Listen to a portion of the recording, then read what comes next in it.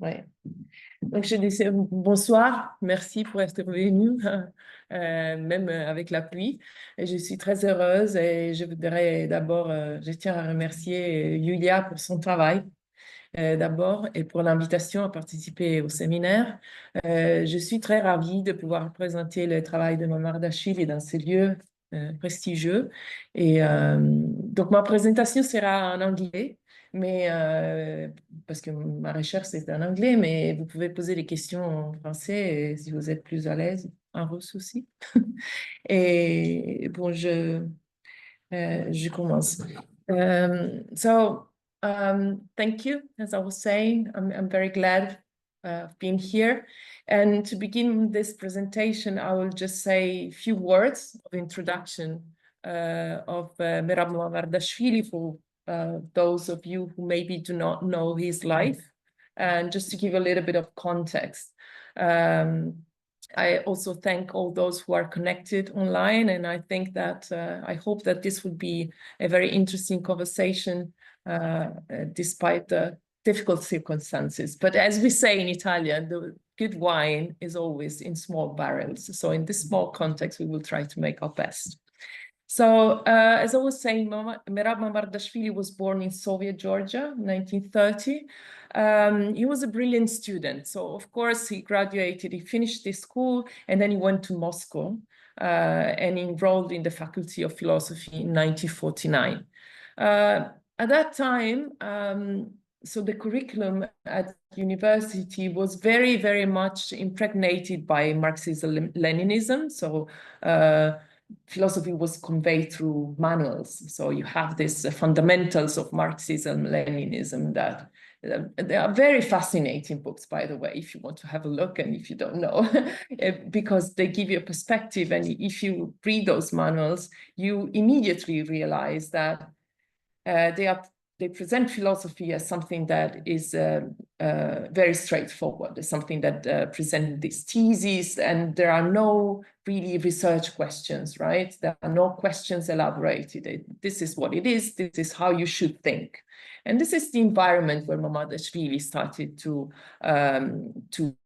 approach philosophy. And then he himself described his experience with the manuals as something that doesn't make sense. You cannot really understand or learn anything from those manuals. They're just something that you need to learn by heart, and that's it. However, there were also some original text. Of course, the students had at their disposals all the works of Marx and Hegel, especially. And starting from Khrushchev's period, there was a sort of revival of studies, especially of Hegel and Marx. So there was the publication of the works of young Marx. There was a little bit of a reprise of debate, although in limited form. But still something. And Mamardashvili's supervisor was one of those, Theodor Eusermann was one of those who was more engaged in the studies of Hegel. So he was trying to kind of distill some interesting question to work with. So Mamardashvili at first tried to find his space in that official setting. So he genuinely adhered to the official academic settings, as he would later tell. I mean, I heard this from an interview of one of his students. He said, well, if you take the bus, you have to pay the ticket, right? So he kind of went along with the official setting because he wanted to do philosophy. So this is what he did.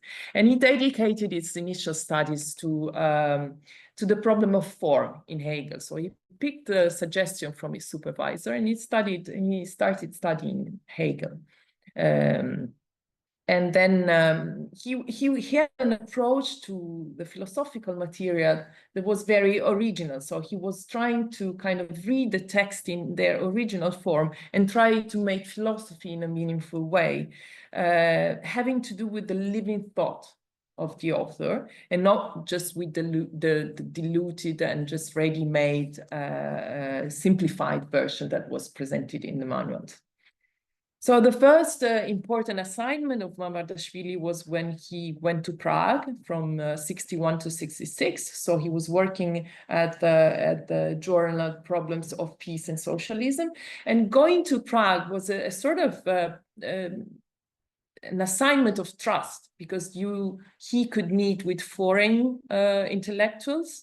He had access to materials that for the wide public were kind of forbidden. They were kept kind of aside.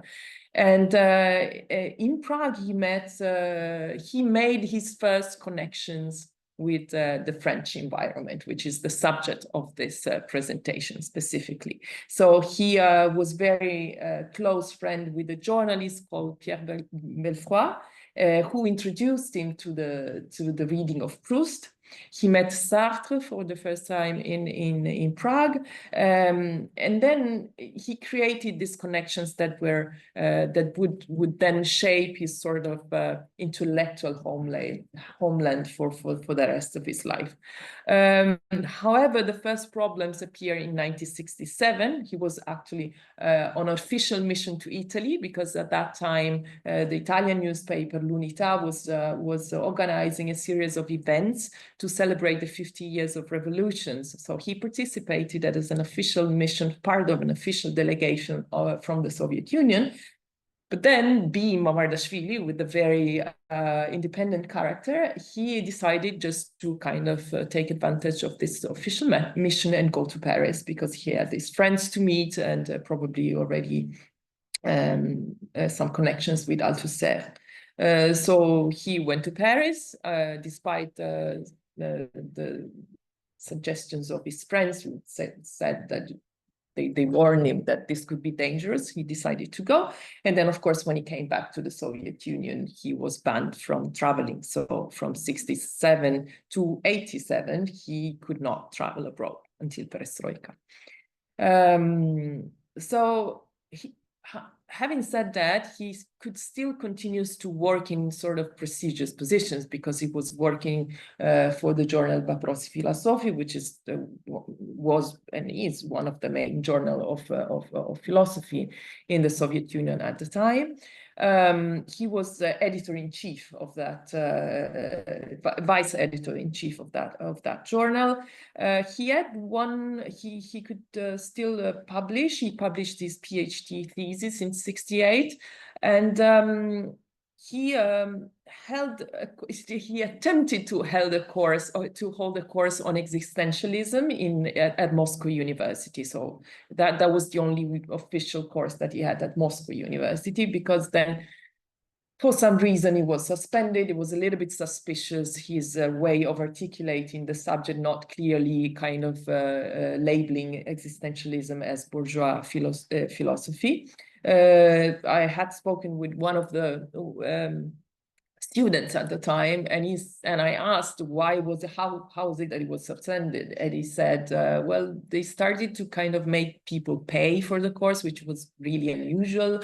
And then at a certain point, they said, okay, it's suspended without no further reason. So in that moment, it began the hardest period of life for Mamardashvili, because he did not, he was hired at the Institute for Natural Science and Technology, but then was fired in '72 with a pretext.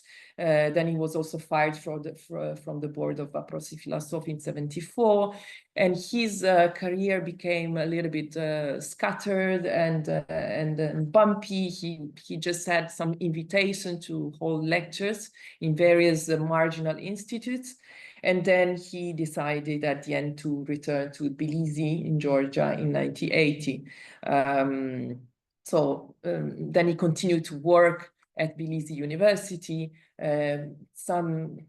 He got some invitation to do some lectures at Institute of Psychology in Moscow, so he was coming and going, but no stable role. And then he could only travel again after Perestroika, but unfortunately he died only at 60 years old when he was coming back from the USA, an important conference. So this is a little bit of context of his life. but the focus of the presentation of today is Mamardashvili's relation with France. And France, in the words of Mamardashvili, was his sort of elective homeland, and for various reasons. The first one, as he says, is that he could find French authors in Tbilisi's library. So that library somehow escaped censorship. So he could find some authors, and he shaped his intellectual thinking in his very early life with French authors like Montaigne, La Rochefoucauld, authors that he quotes in later in life. And then, of course, the connections that he made in Prague were very significant for his life. Belfort, Althusser, Sartre, in a way, although he kind of had a disputable, I mean, a dispute with Sartre that we will not enter into. But I would like to kind of explain his relationship with France in his own words. He gave an interview at Radio France in 1990, before his death. And he explained his passion for France. And he says, above all, through these books, I discovered the French gift for living. And he explains that and says, living at the peak of one's forces, to the best of one's possibility, intensely, not building theories of freedom, but living freedom. And living freedom in the inside, in a concrete experience made limpid and measured. So basically what I would like to present to you is how concept as concrete experience mean for Mamardashvili, specifically in relation to his to the French authors that he was familiar with and he presented in his lecture. So in this presentation, I will focus in particular on how Mamardashvili approached French authors and on what he found specifically interesting in their ideas in respect to a supposed French gift for living. So I will focus on three authors mainly, Descartes, Proust, and Antonin Artaud. And in summary, what Mamardashvili gathered in essence from this author is very, very original. So from Descartes, he focused on the fact that the experience of thinking, not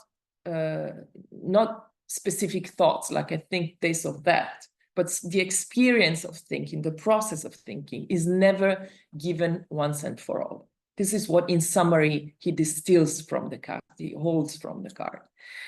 By reading Proust, he elaborates on the fact that there are certain laws at play that determine how we perceive the world and understanding as we do. So he focuses on the laws that determine our experience of understanding. And from Artaud, he gets that the correct thinking posture requires an attitude of cruelty. And we will see what cruelty means for Artaud in the lenses of Mamardashvili, and the courage to see things as they are, no matter how painful it might be. So let's start from Descartes. So Mamardashvili gives lectures on Descartes in January, February 81 at the Institute of Psychology in Moscow. And as we were saying, hello. So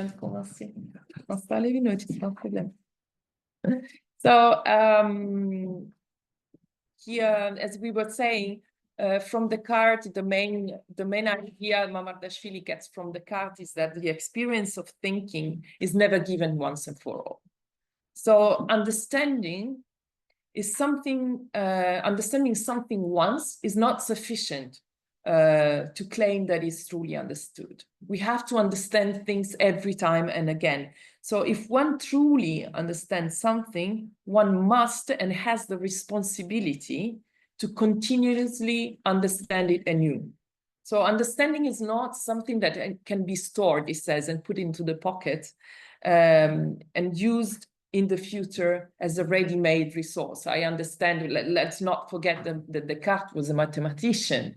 So if you understand a mathematical formula, you cannot just give it for granted and forget and just apply the formula as it is. Somehow in your thinking, whenever you perform the mathematical procedure or exercise, you have to be in a position where you every time and again understand the formula anew. You kind of have to run the demonstration in your head every time and again, because otherwise it's just simply applying a formula to a process. And this, in Mamardashvili's view, is not authentic thinking.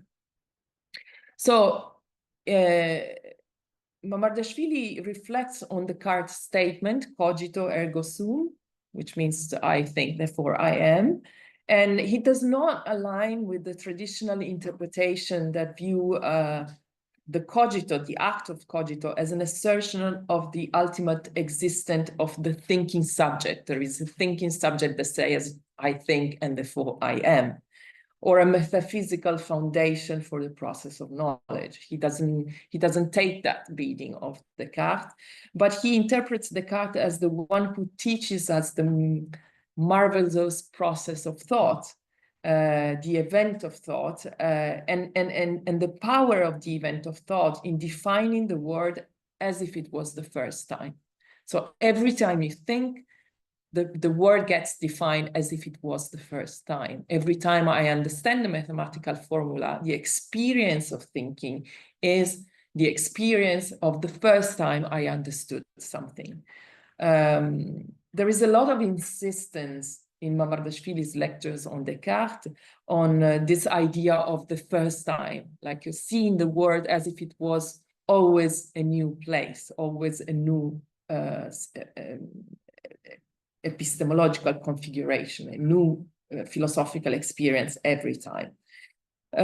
So the core idea is that both the world and our understanding of the world must continuously be recreated through some concrete acts of thought. We should, and we must, we have the responsibility of recreating the world every time, understanding the world anew, and not relying on ready-made connections that we ourselves or somebody else presents for us. So, as I was saying, this is not just a metaphysical claim. I mean, we're not talking only about ideas. Of course, we can elaborate theoretically, as I do extensively in my work, but this is not only that. I mean, the most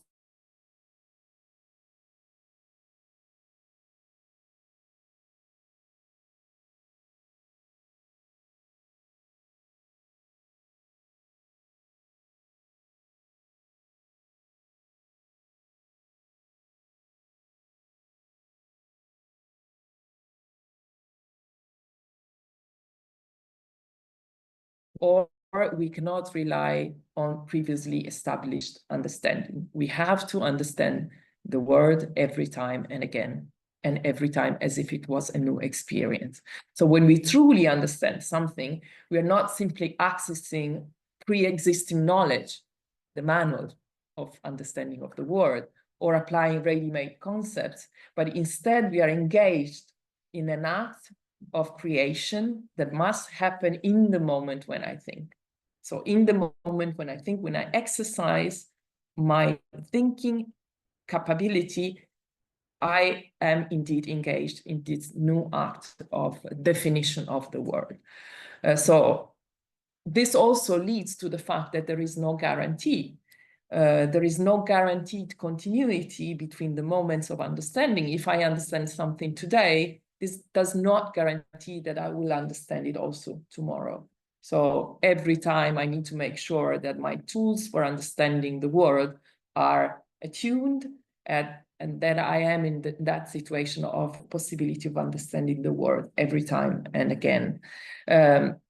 So in his word, I like to take some quotes because they are very powerful. He was very good in presenting his argument. And he says in his lectures on Descartes, there is always a place for you in the world, and that place is waiting for you. Nothing in the world is fully defined until the moment you occupy that empty space, which is needed to complete the definition of perception and the states of objects. everything in this world is owed solely to me. Without me, there would be no order, truth, beauty, number, laws, or ideal essences.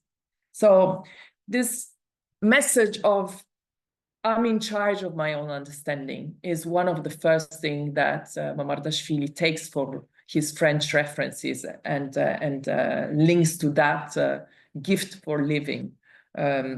So this also leads to a profound understanding of personal responsibility. So it's not only that we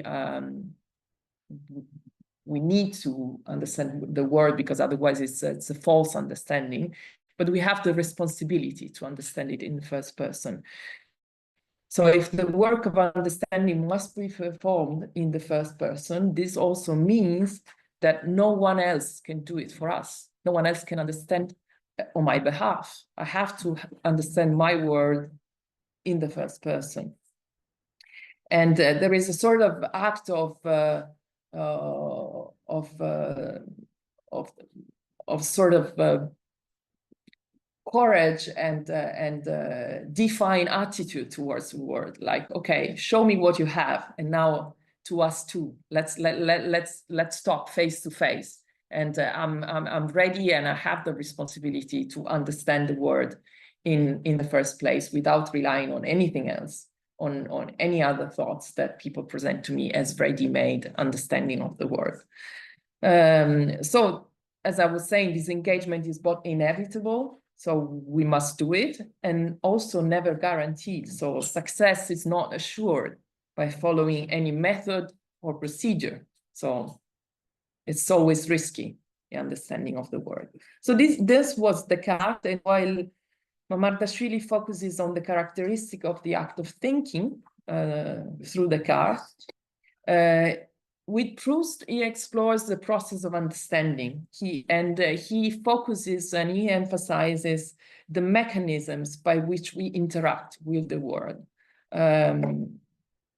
So understanding is not simply, like Marxism, Leninism was presenting, a reflection of something external. So it gets away from this idea. But rather it's a complex process that, of course, prompts numerous questions. Why do we understand in one way or another? Why do we perceive certain things and we remain completely blind to others? And so through his analysis of Proust's novel, Mamardashvili concludes that what we perceive of the world and how we make sense of it are determined by certain laws. So there are some laws at play that determine how we understand the world and what we see of the world. Certain things we don't even see that, right? So for Mamardashvili, our experience of thinking, as I said before, that experience that is never given once and for all, is rooted in a space of sense that is configured and is navigable in a specific way. So it's just not a flat space where I see everything and I can move wherever, however I want. There are some laws that determine how I navigate the world, what I can see. In some parts I cannot see what is in the other part. And I connect elements in a very specific way.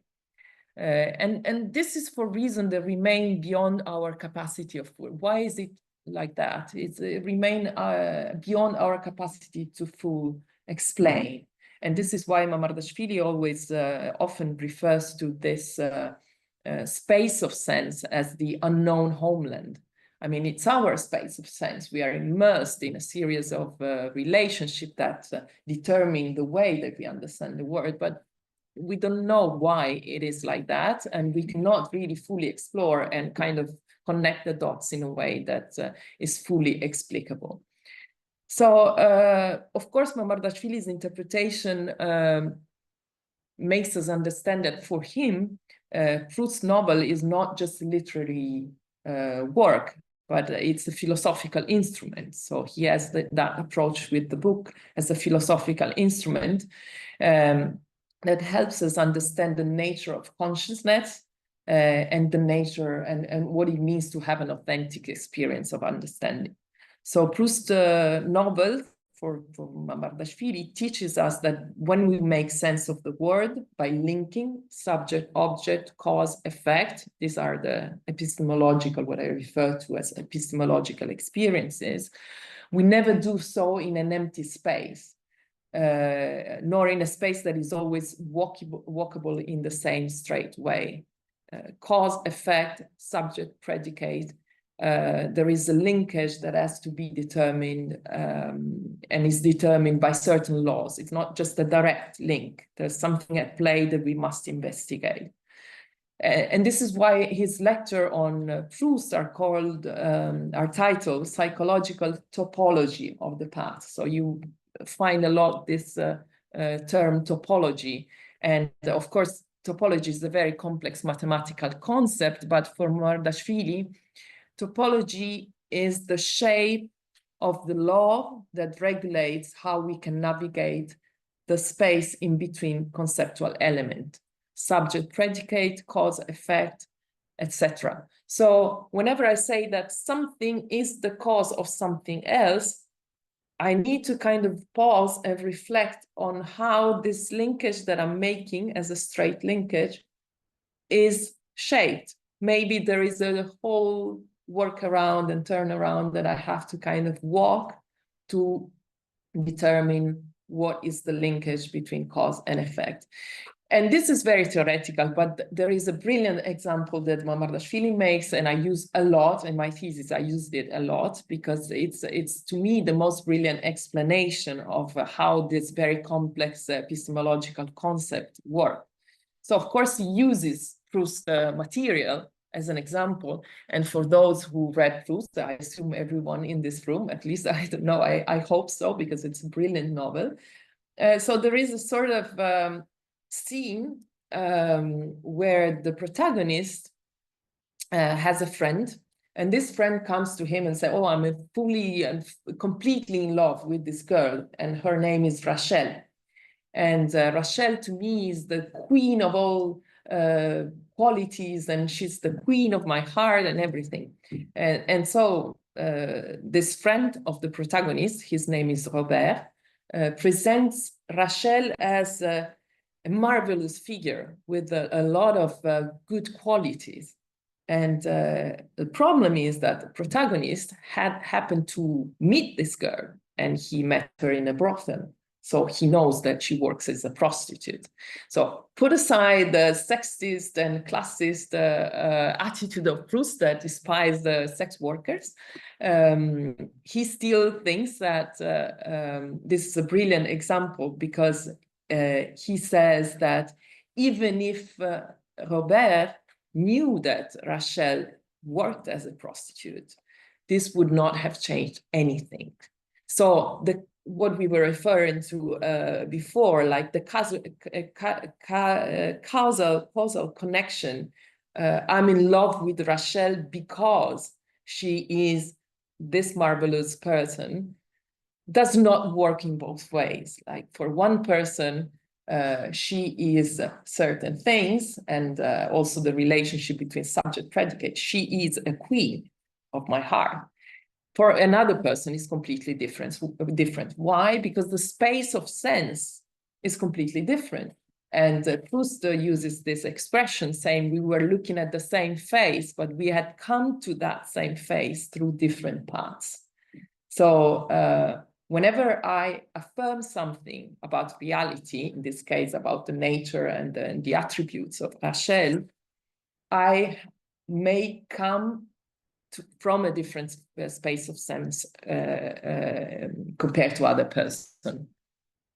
And the same thing that happens to the protagonist when he falls in love with Albertine, and then he thinks at first that Albertine is, he's in love with Albertine because she's beautiful, because of this and that. And then he spends 7 volumes, writing 7 volumes to understand that actually this love and this connection has to do with a lot more complicated setting, his love, his mother, the sea, the music, etc. So the space of sense is much more complicated than a straightforward relationship between object and subject and cause and effect.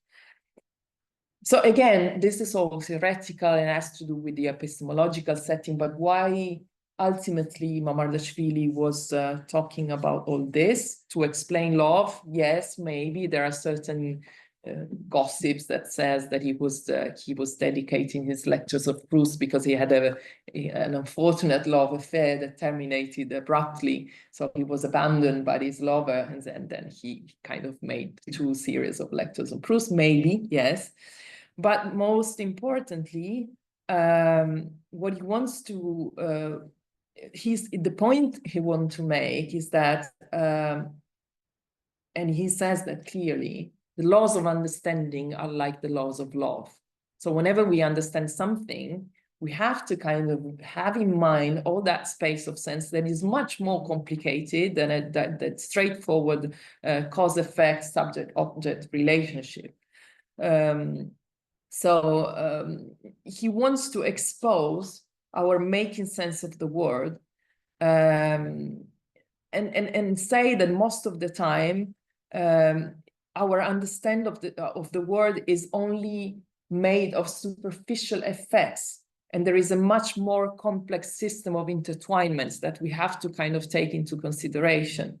But why do we always rely on superficial connection? He says, like, the ordinary experience of understanding we have of the world is like made of very simple connections, very, very, very simple, straightforward subject, object, cause, effect. And he says that most of the time, truly understanding something is something that requires an effort. And most of the time, we don't want to do that because it's difficult and because we are lazy. He says that.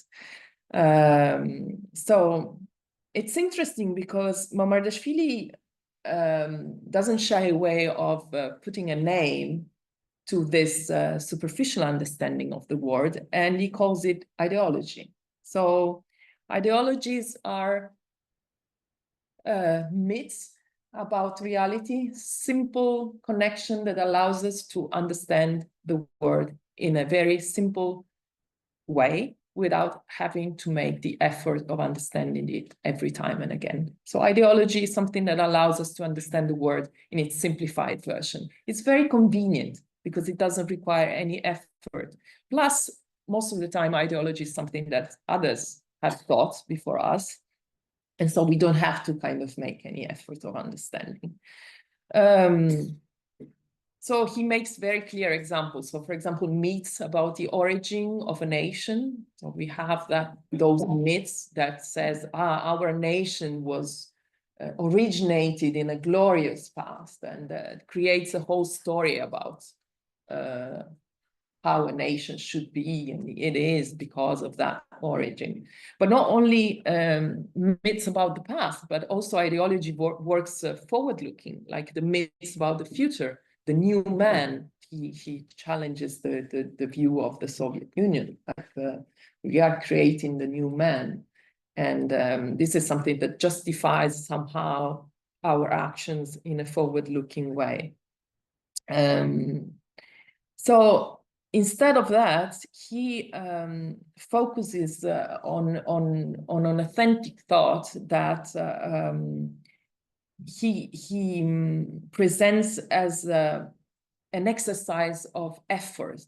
The opening of his lectures on Proust are very, very straightforward. He says, life is an effort in time.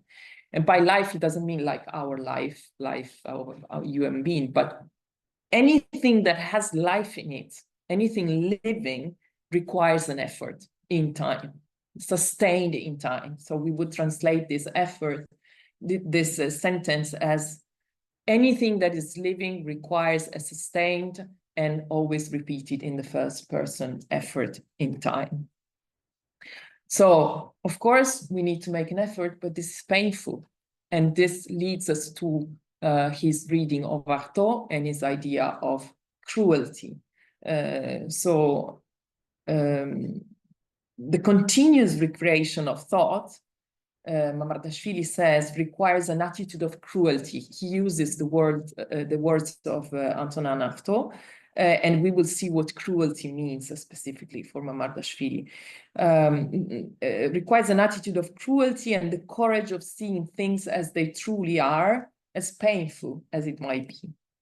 So going through the lectures of Descartes and Proust, we have understood what Mamardashvili means when he says that we are responsible in the first person for the continuous recreation of thought. And we understood that thought is an act of immersion in a space of sense that has certain laws. And this space of sense shapes why we see things in a certain way. And why do we see certain things in the first place and not others, right? So this allows us to understand how Mamardashvili conceives Artaud's notion of cruelty. And for Mamardashvili, cruelty means two things specifically. First of all, cruelty is that violent force that is needed to break through false representations. So those superficial effects that allows us to kind of remain easy in on our couch without the responsibility of understanding the world, we have to have the courage of breakthrough and those false representations. It's a violent and painful process of destroying ready-made representation of reality that are not experienced in the first person. And the second characteristic of cruelty is the courage to see things as they are. Sometimes, if we truly understand and we truly see the world starting from that complex system of interconnection, we might see something that we don't like, but this is what it is. And it requires courage to see that things might not be as nice as we expected, but this is what reality is, and we have to have the courage to face it. So that courage requires us to stage, and this is why Mamardashvili uses the experience of a theater person. Antonin Artaud was a theater writer, because it's not only a matter of understanding the world intellectually, just reading things, right? And then say, okay, I understand. But the process of understanding itself requires a certain performance. We have to enact it. We have to enact those interconnection. Proust, by writing 7 volumes of his novel, he performed an exercise of enacting that space of sense. He was just walking us through the experience from his childhood to the first encounter with Albertine, to rethinking all that linked him to this woman, and deconstruct. It's an exercise of deconstructing his space of sense, just to expose things as they are. And that was painful, because at the end of the novel, he kind of concludes that he was not really in love with Albertine. There was a much more complex connection of elements that had to do with many other things. And this is not very romantic, I would say, but this is what it is. So it needs to be the courage to stage. And for Mamardashvili, staging or enacting that space of sense also meant philosophizing, like the exercise of philosophizing out loud, to kind of share ideas, respond to questions, recreating the space for thinking, like thinking out loud, as he was saying. And by doing so, you recreate the intertwinements of the space of sense. And it's the same thing that Proust did in when he wrote his novel. And it's the same thing that Antonin Artaud did when he was creating his theatrical pieces, and then just like putting them on stage and then burning the text, because the important thing is just the act of staging the piece of art itself. So the courage of breaking through false representation is precisely the act of performing epistemological connections, like cause, effect, subject, object, instead of just stating them, right? Instead of just assuming that this is because of that, this is something else. And of course, the role of the work of art is very important for Mamardashvili. So in this theatrically staging the space of sense. And there is also, in his work, there is a very clear explanation on the role of the work of art. He says, why must the words of a theatrical piece, in this case, also be pronounced? Can we just read the theatrical piece, for example? Why do we have to stage it? Why do we have to go and just do all the theater thing, right? And why, with the addition of the actors' faces and gestures? And he says, why all this? Such strangeness can only be understood in this way. Theater is a machine, a physical machine, through which we fall again and again, not in what we know, in the pocket, we already have it, and we understand it forever, but in what we cannot possess as something we already know. So there is not something that you can refer to as, okay, this is something that I know and I will already, and I will always have it as something understood. There is not something like that. We always have to fall again into the space of sense and reenacting every time. So there's also a very pierceful comment that Mamardashvili makes by saying that cruelty must remain in the space of theatrical representation. And if societies don't allow the space for this theatrical, and we add philosophical, intellectual elaboration of the space of sense, there is the risk that they manifest in reality. So he makes the examples of Nazi Germany, Soviet Russia, where the theatrical myths, such as racial and social myths, respectively, they were not enacted. There was not the possibility of enacting those spaces of sense, we would say, through theatrical or artistic representation. And then it turned out into a violent expression in reality of those myths. So just to recap before we go to certain other implication and then conclusion of Mamardashvili's elaboration of from French philosophers. So far we understood a series of points. So yes, there are certain laws at play that determine how we perceive the world and understand it as we do. Yes, we must have the courage to see things as they are. But the experience of thinking is always mine. And in a way, it sets me free from the ideological trap. So we understand the world according to certain laws, and we have to kind of make an effort, and this is always painful, but this is something that nobody can take away from me. The experience of thinking in the first place is always mine and cannot be taken away.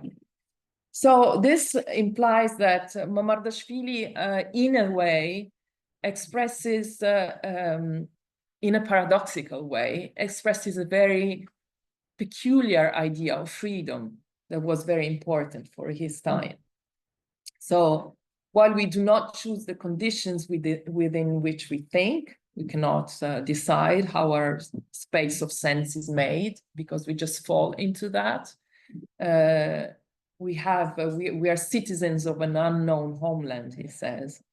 But we must actively recreate meaning within these conditions. And this is what Mamardashvili understands as freedom, which is very counterintuitive, if you wish. Because freedom for Mamardashvili is not about choosing alternatives, right? It's not about having the possibility to choose one thing or the other. We cannot choose. the laws through which we understand the world. But we can and we must respond to the demands of this space of sense. We must engage. We can engage with that space of sense, and by engaging, we kind of uncover its trap. We understand the underpassages. We understand everything that is not that straightforward connection.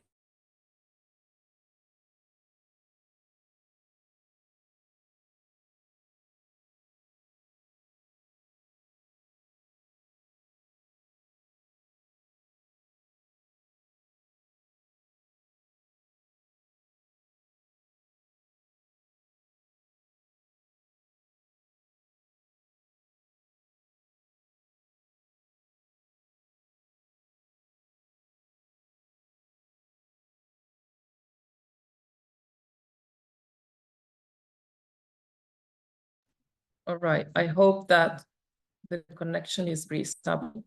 Yes, the connection is recovered. Yes. Thank you. Okay.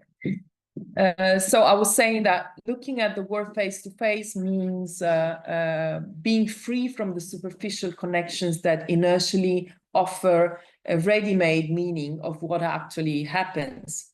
And in this sense, freedom is an exercise of liberation from something that plays underneath our feet.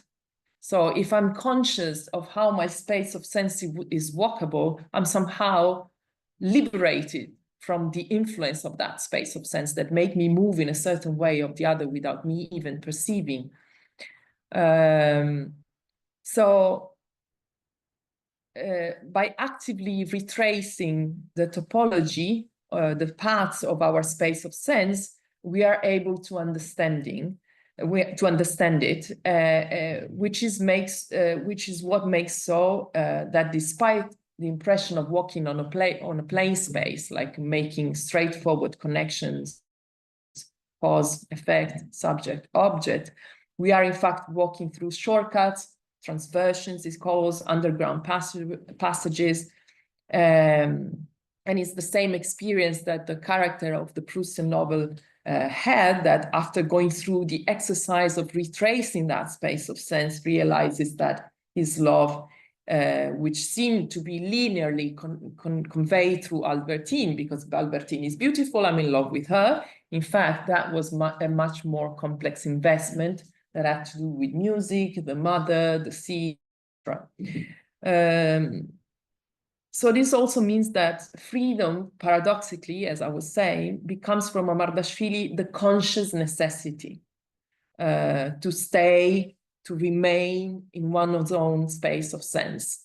If I move away and I say, okay, this is painful, I don't want to see that, I blame something else. Albertine left me, or she disappeared, or she's not in love with me anymore, and poor me. That is not the authentic experience of understanding. By remaining and painfully looking at reality as it is and engaging with that space of sense, this is what sets us free, in a sense. It's a very maybe not very glorious expression and conception of freedom, but this is what Mamardashvili presents, and it can be equally powerful. When he affirms freedom is not freedom of choice.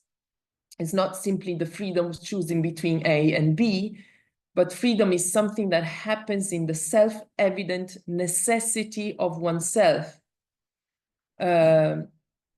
He says this concept was much better expressed by Luther when he said, "Here I stand and I cannot otherwise." So I don't shy away from what reality is. It's painful, it doesn't matter, I stay. And it is the consciousness of something in you that does not depend on yourself, so that you can say, I cannot otherwise. And this is indeed freedom or necessity. It's paradoxical, but it was very meaningful if you consider the historical and intellectual setting that Mamardashvili was part of. So, of course, that was a truly lived experience. It was not just a philosophical position, but for him, just being able to, here I stand, I see what I have to say, I say what I have to say, no matter what. I engage with reality as it is, no matter what. I have to face ban from traveling, so be it. I have to face intellectual marginalization, so be it, but this is my authentic understanding of the world, and this is what I have to say, and they cannot take it away from me. So that it's not only a philosophical position, but it's a true lived experience. So having said that, and I come to my conclusions. So of course, inspired by French thought, Mamardashvili drove a lot of conclusions that have an importance not only yes, philosophically, of course, they are very sound theoretically, they can be dissected. I try to present in my work, which is very theoretical in nature, but Mamardashvili's idea intrinsically shaped the lines of a political position, although he explicitly said that he never intended to be political in his philosophical exercise. But they are political in a very specific way, because they don't present a political position that the political philosopher might analyze, and then this is not my field, but they are political because Mamardashvili helps us develop the tools to be able to position ourselves politically in challenging times.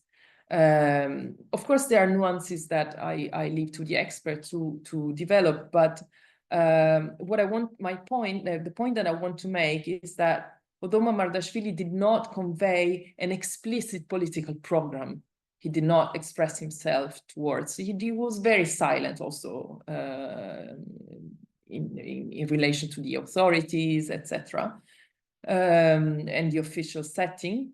But he suggested conceptual instruments that are vital when we have to inhabit a challenging political reality with dignity and authenticity.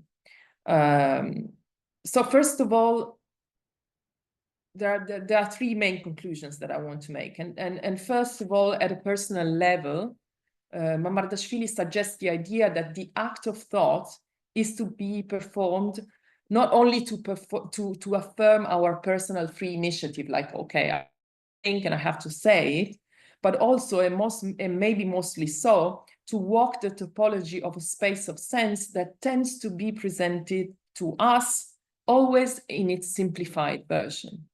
So it's not only because we have to be intellectually authentic, but also because there is a risk of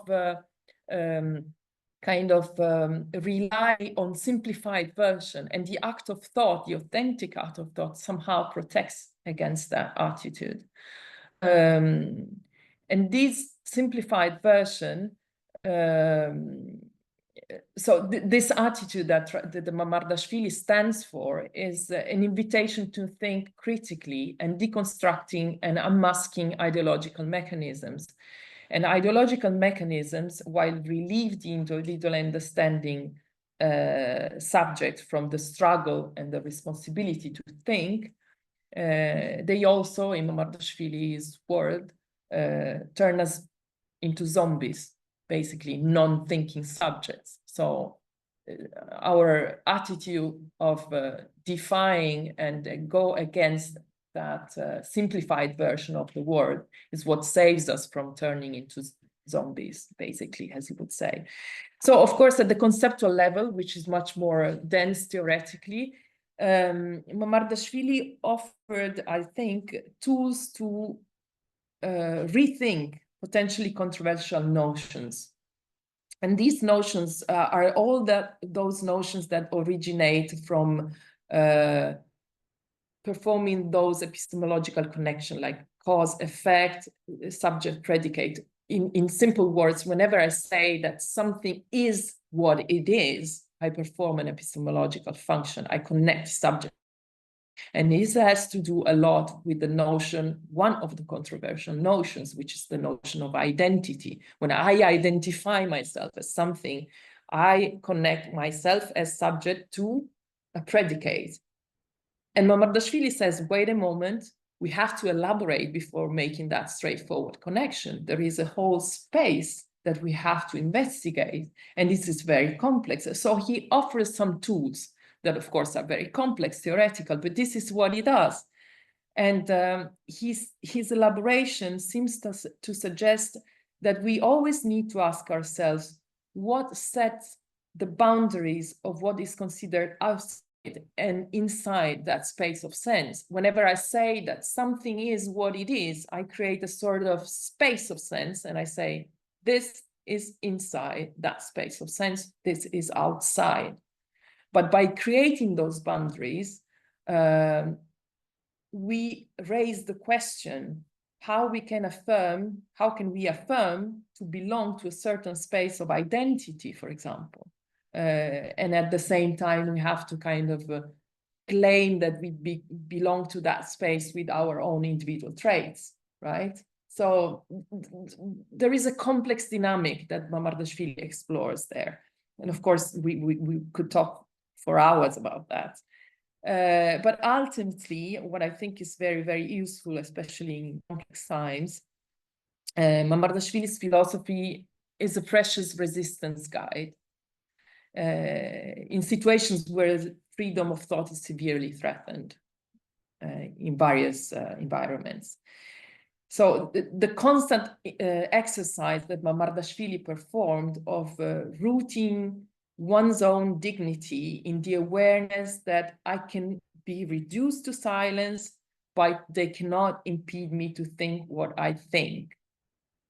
This is a strong, powerful message that Mamardashvili passed through, and that might seem a form of sort of detached, passive resistance, like, okay, whatever it is, but I think what I think, etc. But in fact, it's indeed the only firm foothold that we have sometimes that allows us not to give in to despair and resignation. And then, in fact, being conscious that the act of thought itself cannot be suffocated is at the same time an active invitation to keep on thinking and keep on reflecting on what is happening, keep on asking ourselves questions, deconstructing what is presented as the truth, and keeping the ability to formulate an independent thought alive, although sometimes hidden, with restricted condition, with few people, but still alive. And I would like to conclude with these words from the lectures of Proust that are, to me, one of the most encouraging messages that I gather from very long book that was the transcriptions of his lectures. So he says, whatever happens, you can do it. Or in other words, to be good yourself, you do not need the whole world to be good. To feel beauty, you do not need flowers around you. Let there be gasoline. Whatever it is, I can do it. And this, what he describes, these attitudes as the attitude of a classical soul. This classical soul has a very strong stomach. It can digest everything. The prevailing injustice, misfortunes, hardships, disorder, and so on. But of course, it requires courage. Thank you.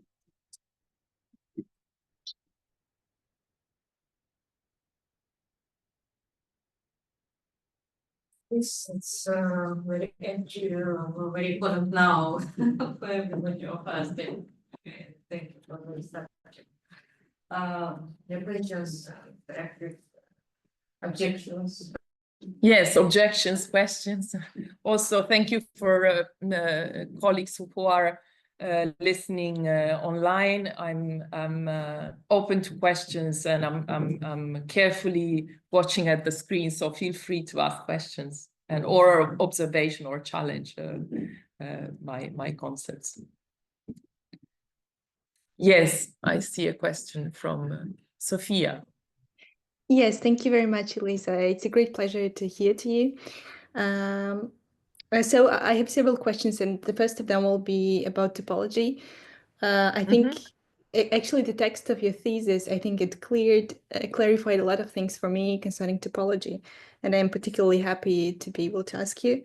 But when today you were talking about topology, I had an impression that you were stressing the logical part of it, like predicate, object, subject, and so on. But I have an impression that it's not the only thing that Mamardashvili is dealing with when he talks about topology. It's not only logics. So that's my first question. Yeah, okay, maybe I will start responding to that. Yes, the very for those maybe who did not hear the question, Sophia was asking whether the concept of topology was referring just to the logical elaboration of the logical aspect. Is it just a logical thing? What are we talking here? Are we talking about epistemology? Are we talking about logic, or are we talking about something else? Because Mamardashvili's elaboration of topology seems to be much more complex. And in fact, it is.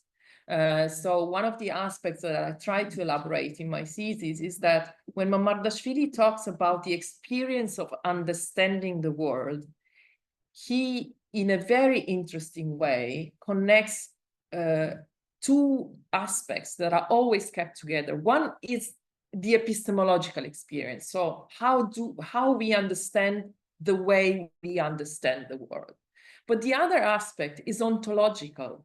So why are things positioned in a certain way so that we understand the world the way we understanding, the way we understand it? And my reading of Mamardashvili is that of a sort of what I framed in my thesis as a sort of transcendental realism, but then I'm reframing it as a topological realism. So the way things are positioned, and by things I mean anything, objects, social objects, family relation, family members, social actors, academic institutions, the way they are actors of power, all their ontological position somehow sets the space of sense, creates real relationships, not only epistemological relationship, but real relationship that nevertheless shape the epistemological experience, so the way that I understand the world. So there is a sort of ontological basis. By ontological, I mean the things as they are positioned, as they exist in their independent, in the independent way outside my understanding, influence and shapes the way I understand the world. So the ontological setting, if we want to condense, shapes my epistemological experience. However, my epistemological experience is also something that needs to be staged, so needs to happen every time and again. So it has a sort of reenactment. It becomes something real in the world, is there, has to be performed every time and again. I don't know whether I answered your question, Sophia. Yes, thank you. Yes, thank you. So do you think one could say that topology is not logics? I mean, even if we talk about the epistemological part of topology, it's not only logical one, isn't it? No, it's not only logic, because it talks about reality. It's not just about the logical connections that one can make between parts of reality. It is about reality itself. There is a very nice example that Mamardashvili makes, and maybe one of the reasons why I got so interested in Mamardashvili is because he was able to kind of translate very complex concepts in this with these powerful images. It says, when I went to Moscow, I was a student, and it was very cold, And I was walking with one of my classmates, and we see a very young boy, and he was freezing. He was barely dressed, and he was like asking for alms. And Mamardashvili says to his classmate, "Oh, look, what a misery in front of us. This is a personification of misery in front of us." And he says, my classmate had not noticed the boy. Why?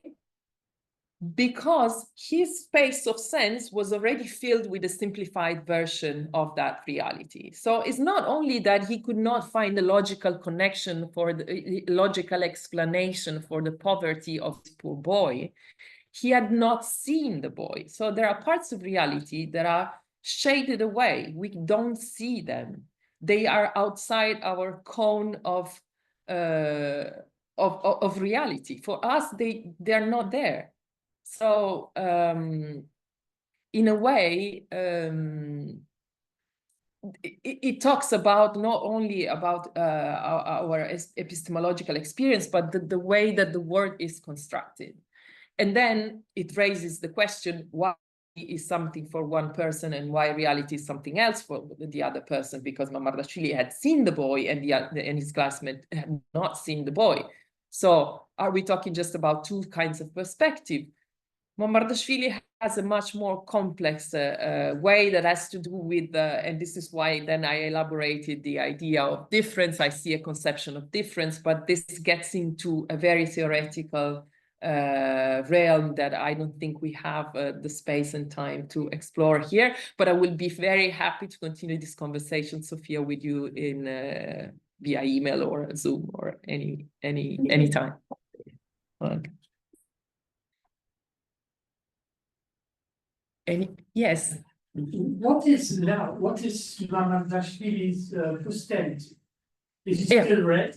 Is he still relevant? Yes. Because I was thinking of Sergei Averintsev, who was totally different. Yeah. Who was a star. Yeah. And in the 70s or 80s, students and everybody was trying to hear, and they were crowding into the rooms where he was speaking, and also he was a very sort of pleasant and amusing speaker, like Mamardashvili, although totally different. Yes. Was. And now I think that his legacy. I'm not saying he's forgotten, but I don't think he's read really and with any profit or never heard of it now. And is it the same with Mamardashvili or is it my own ignorance? So for colleagues online, the question is, what is the legacy of Mamardashvili? Is he read? Or did he fall into kind of people forgot about him, as it happens to Averintsev. You might be happy to hear that one of my first courses at the University of Turin about Russian philosophy was on Sergei Averintsev with Professor Ninfa Bosco, I guess, that Daniela remembers very well. So, but back to Mamardashvili. There is a huge work on archives that has been done by Mamardashvili's daughter and her team. So, one of the main outcome of this immense work is the publication of the transcription of his lectures together with the preparatory notes, which are essential to understand the philosophical background of Mamardashvili, because in his lectures he was speaking to a very wide audience that was not necessarily philosophically sound and ready to kind of elaborate on theoretical concepts. However, he was very well prepared. So in his notes, you can find all the references to philosophers he was reading, to specific parts of their work. There are some very brilliant scholars that, despite the circumstances and the fact that Mamardashvili is not very trendy in Russia, I guess, in this moment, there are other philosophers that are trendy. They continue to work. There is, just before coming here, I got a message from one of I think one of the most brilliant scholars of Mamardashvili, Dmitry Rindin, who's working also with Mamardashvili's daughter, and they are trying to make publications. So they are also trying to survive and to kind of continue the legacy of Mamardashvili. Of course, the risk, and you can find a few, there are certain readings of Mamardashvili that are more like in the wave of himself, so they try to think out loud on Mamardashvili, and they are very interesting but not philosophically usable theoretical material. But there are some sound readings that connect also Mamardashvili to his specific reading of Marx, Hegel, his connection with the French debate of his time. So there are certain thinkers that try to survive in that sense. I don't think Mamardashvili is completely out of the scene, but there are specific circumstances that now make a little bit difficult to assess what will survive of thinking in general. Yeah. Thank you. Just to think that Liz made a absolutely great dictionary of translation of the main conception of Mamardashvili into English, with explanation of meaning of words and how to translate it. Absolutely marvelous, and I think that can give good opportunity for people outside of Russia to read Mamardashvili now much more easily. And another thing is that in Russia, actually, Mamardashvili was extremely popular before the war. And this is also for Russian Academy of Science. There is a department actually created by Valery Podoroga based the philosophy of Mamardashvili. And there are young and mature researchers which make a great work, not only in archives, which there are also works in archives like Andrei Paramonov and others, Victoria Lysenko and others, but also who inspired.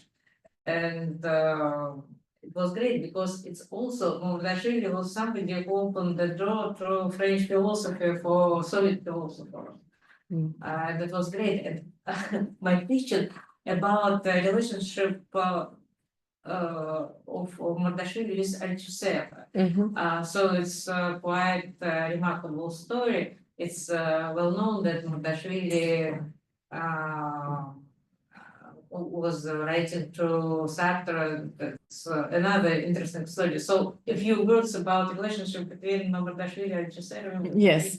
Yes. So the question is about, first of all, Yulia was making the comment that before the a lot of work at the Institute of Philosophy of the Russian Academy of Science in Moscow, with the department specifically dedicated to Mamardashvili studies, and now it's a little bit stopped. But also she was pointing out that Mamardashvili was the one who made philosophy kind of accessible to his environment, and she was asking to elaborate a little bit on the relationship between Althusser and Mamardashvili. So as I mentioned, Mamardashvili met Althusser in Prague for the first time, and or I guess no, it was when Althusser went to Moscow the first time. Anyway, so they immediately connected, and they started this very lively correspondence that, by the way, also French philosophers don't know about. They never knew that Mamardashvili had, that Althusser had this friend in the Soviet Union, and they were calling each other like brothers, and they were writing very affectionate letters. They are very sweet in a sense. That they are recently published in their full translations in Russian, unfortunately, because I say unfortunately because most of the people here don't read Russian, and it's a pity because it's a very interesting example of how relationships can survive very difficult times. So you have to kind of imagine that these letters were smuggled and taken personally by Agnès Pelboin, where she was one of those who kind of carried the letters to Paris to deliver to Althusser. Many letters were lost, and they were waiting a lot of time before receiving the response of the others. So it talks about a relationship that really survived despite the difficulty of political difficulty, but also personal difficulty, because Althusser at a certain point disappeared because he was sick. And in those letters, you find menial things like exchange of gifts and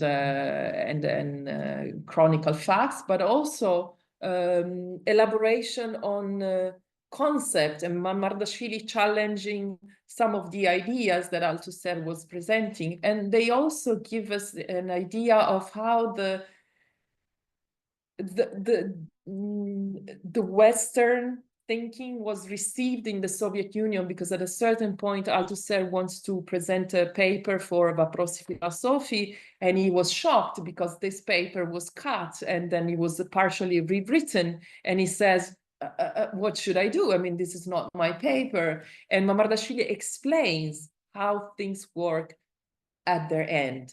And for us who study and who were not, I mean, I did not live that period, so I don't know. To me, that was a very, very precious example to understand how things worked. So you present a paper, they kind of cut some parts, they add some other parts, things that in a setting where I grew up are inconceivable, but they were very common. And Mamardashvili simply says, this is what it is. My advice is to cut that part and let it be like it is. At least you present something.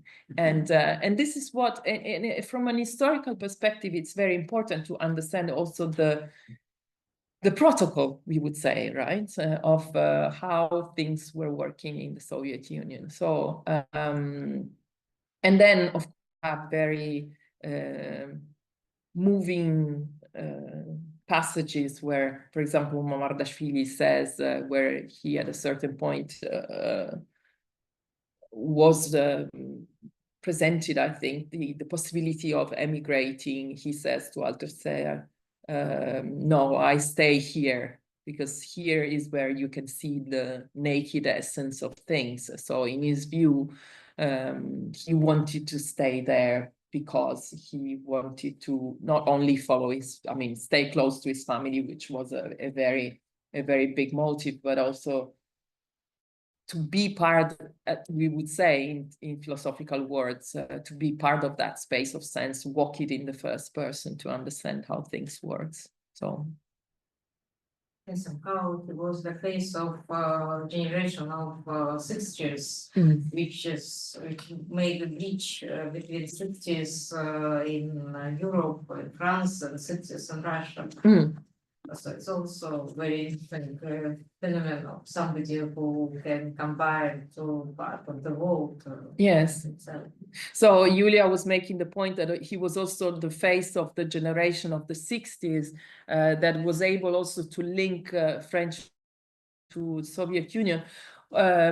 And I'm reflecting often on this point that, of course, in your work, especially, kind of Mamardashvili often gets described as part of that generation of the 60s, Shestidesiarniki, although he himself says, I was not one of those, because I was my aim was not to rethink Marxism. I did not have a political program. And I'm thinking, yes, this is how he perceives internally as part of that generation. However, the effect of his work is that he did rethink Marxism, and in a way, he did present a political position. So it raises the question also of what defines a philosopher as part of a generation. Is the awareness of the philosopher of being part of the generation what defines him or her as part of that generation? So it's a very interesting question, right? Because one thing is what you declare of yourself. I'm not part of that. And the other thing is what the effects of what you do produce in the world, which is something different, I think.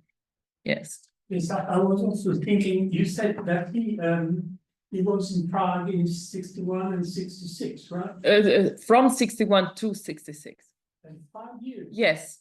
So I think it might be also quite relevant because the Czechs at the time, they were very critical of their local communist regime, and they were trying to find something more elaborate, more livable, and I was also thinking, for example, Milan Kundera was very influenced by French classical literature, Diderot mostly, and Batočka and Havel. Yes. And so in Czechoslovakia in those years there was a very interesting and fruitful reflection and thinking, while being not dissidents quite, but inside the regime, and it failed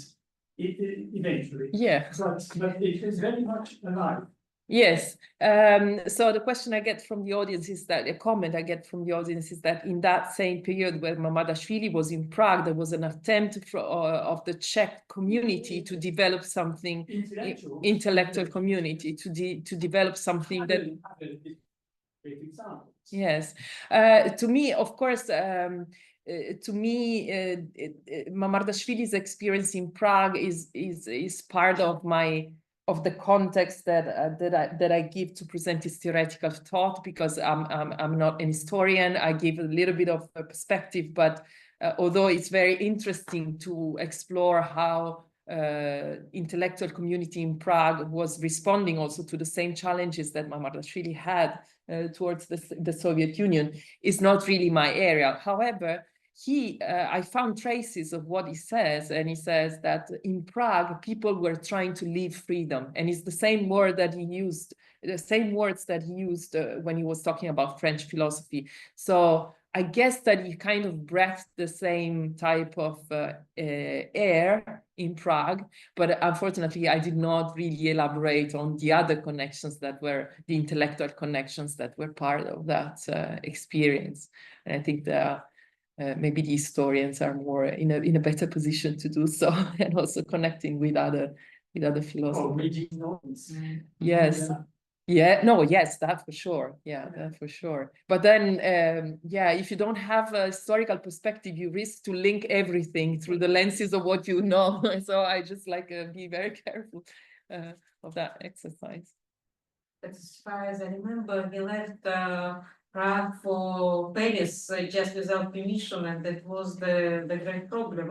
No, it was he was in Italy when he left to Paris. He was on official mission to for the anniversary of the 50 years of revolution. The Italian newspaper L'Unità had organized. So I was trying to look for those things. So I went to the archives of the Unità. So I have a little bit of historical kind of curiosity and try to see whether something was published about those conferences of something that marked the anniversary of the 50 years of the revolution. And I did find something, but it only refers to delegation of Soviet Union. It doesn't mention names. I only found in a small article in Unità when Mamardashvili died. So there is they wrote a piece when he died, and it was written he died in November 99, and it was written in February, March in 91. So it just a long time after he died. Yeah. But at the end of his life, he became a political scientist somehow when he was in Georgia, and he started to write about situation in Georgia and Russia. As far as I remember, he proclaimed that he never analyzed the social situation, but finally. But he did, yes. Yes, so another point that we were trying to that Yulia is making is that, yes, he didn't want to take a political stand, but when he went back to to Georgia, of course, he was involved in that discourse, and then he was very vocal about the position of Hamza Kurdia. So inevitably, as an intellectual figure of that caliber, he was pulled by many strings, and he kind of always tried to be very, very faithful to his thought and to himself, but at the same time, this produces a political position nevertheless, although he claimed that he didn't want to get involved. Of course, the nationalists tried to involve him in their political program. He didn't want to. He was blamed quite vocally. It caused a lot of stress. Some people say that that was the cause of his heart attacks.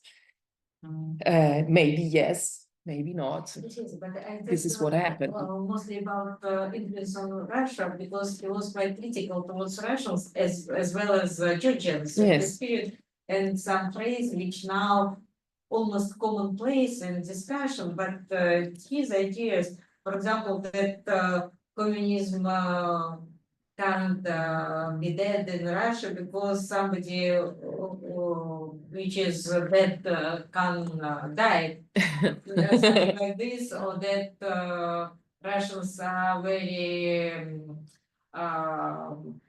very childish, so they don't want to take responsibility for something. They raise the child forever. Yeah. And it's kind of reality which communism give to the nation to be all time children, not the adults who decided for themselves other things. Yeah. Yulia was making the comment that also Mamardashvili was very vocal about the Soviet Union at the time, saying that communism cannot die because something that is dead cannot die again, and also that Russians are very childish and then they don't evolve. And this is typically Mamardashvili. And his style was talking about, for example, ideology, transverted forms, the way we understand the world and what we elaborated, right? There are simplified connections that impose their sort of influence in how we understand the world because they're simple. And think about how many instances we also face today of post-truth statements that become viral because they are simple and that they can be conveyed in a very simplified way. And this is what happened to Marxism. He was saying, if you try to put a very complex word into very simple minds, this is what you have, the manuals of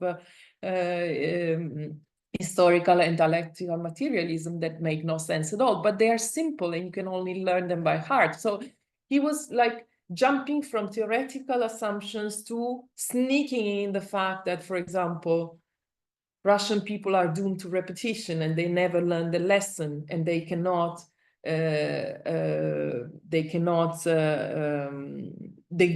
refuse to evolve because this is a simple attitude, right? And whenever somebody thinks on your behalf, you live your life easily. You don't have to kind of bear the weight of thinking by yourself. And it's easy. You just carry on with your life. And this is it. So, but it never in a straight, if you read his lectures, was like complex theoretical elaboration, a small comments of a political nature, and then talking about something else, and maybe a novel, and maybe quoting a poet. So you don't really reconnect all the things. But he was making that on purpose. He said that whenever somebody from the official setting would open the door, they would not understand what we were thinking, what we were talking about. So as scholars, it's very difficult, but if you can reconstruct the threads, then you see something very meaningful appearing. Yeah. Any other questions? Maybe the last question. Yes, no, sure. Kant, Cartesi, Kafka, Yeah. which is kind of formula base of thinking of Mamardashvili. Maybe some word about this. Why he chose this three Kant, the base of his thinking. It's just a beautiful formula, or there is something in this. Yeah. So the question is about the three K. Kant, Cartesio, which is in Russian, yeah, Descartes, and Kafka.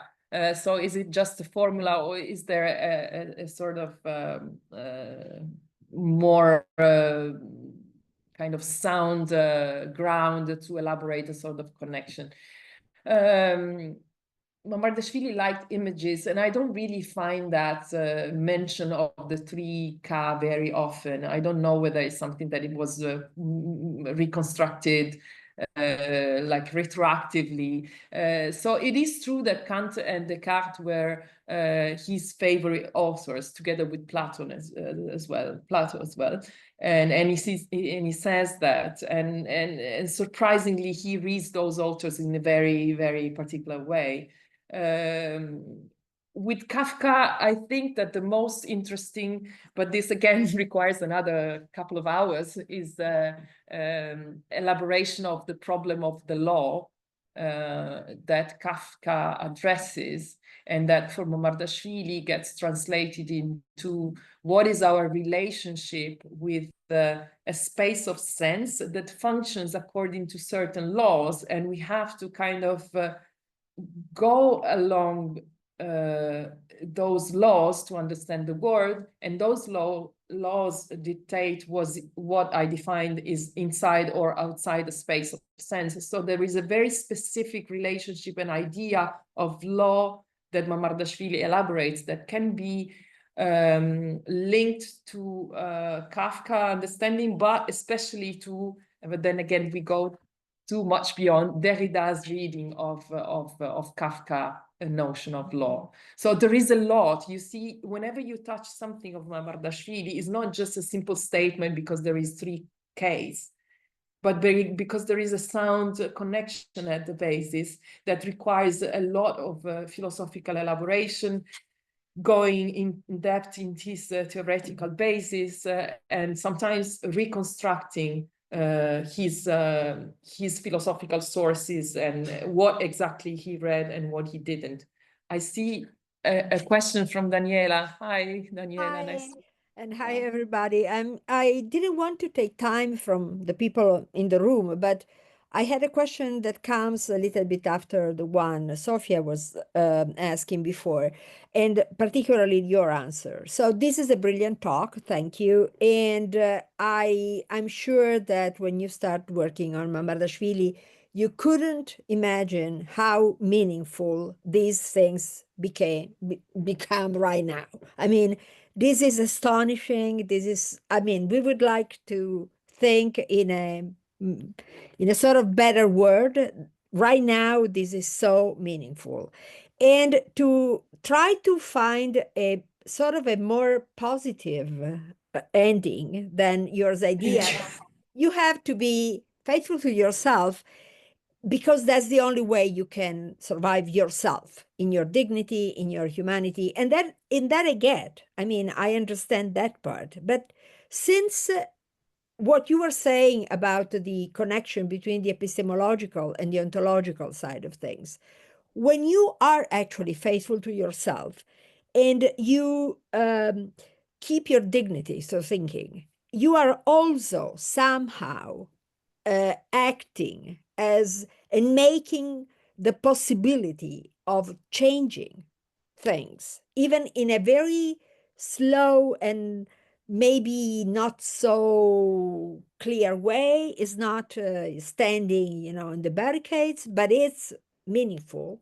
And I think that is also in Mamardashvili. So I would just like to push you in a little bit of more positive way. Thank you. Yeah, and thank you actually for reminding me. I mean, the other aspect is not only the setting of reality as it is that shapes our epistemological experience, or the way we understand, but our effort in understanding of things as they are, our effort that comes from the courage of seeing things as they are, our effort in performing the space of sense leaves a trace, so changes reality. And Mamardashvili clearly says that if one if anyone in their own space and time, from their own position, does something, then something gets done at a certain point. So we're not simply passively immersed like dead bodies in a liquid that is called space of sense, but we are actually walking. If you see the cover of my thesis, is a brilliant installation from an Argentinian artist that has nothing to do, but it's a perfect representation. So there is a sort of malleable space of sense that each individual is walking in their own space and time. And by walking, you modify the space of sense. So it's not irrelevant, the fact of making an effort of understanding reality. It's not just because, as Daniela was mentioning, just because we have to remain alive and then we have to survive and we have to kind of not fall into despair and get depressed, but because by thinking, you change something and you kind of shape the space of sense. Yes, slowly, but still meaningful ontologically, we would say. Thank you, Daniela, for kind of shifting the discourse into that direction. Thank you. Yeah, okay. Thank you very much. Thank you. Thank you, colleagues. It's been an honor. Thank you. Thank you so much. Okay. You want to say something, conclusion?